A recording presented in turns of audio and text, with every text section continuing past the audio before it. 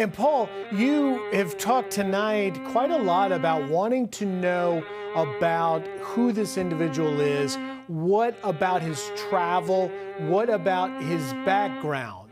And we can break to our viewers now, per 3 senior DHS and ICE sources to Fox, according to our colleague Bill Malusian doing some great work, that he is an Egyptian national who is in the U.S. illegally because of a visa overstay who came during the Biden administration.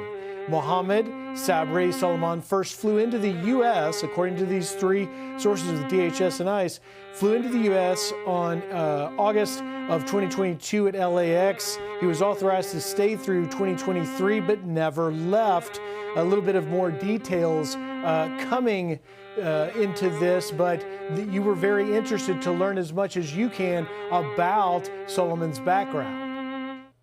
Yeah, and, so obviously one of the talking points is going to be the fact that he would not have been here and should not have been here if we were actually enforcing our immigration laws.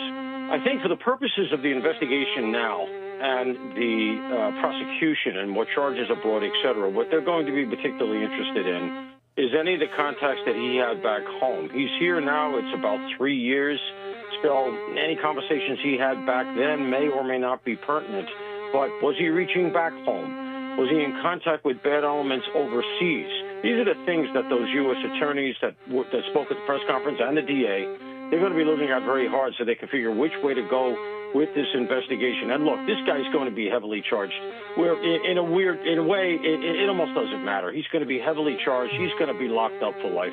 What we really need to do is to look at why it happened, how it happened. Those are the things that are really more important, and actually some of them are outside the purview of investigators and the police. And the fact that we have the stuff going on these campuses and that the administrations, whether it's Columbia or Harvard or any of them, seem to just shrug. These are the things that I think as a society, more importantly, we have to be looking at. And officials saying that this cannot happen, will not happen. Again, Paul Morrow, former NYPD inspector and Fox contributor. Paul, thank you for your insights. So helpful tonight.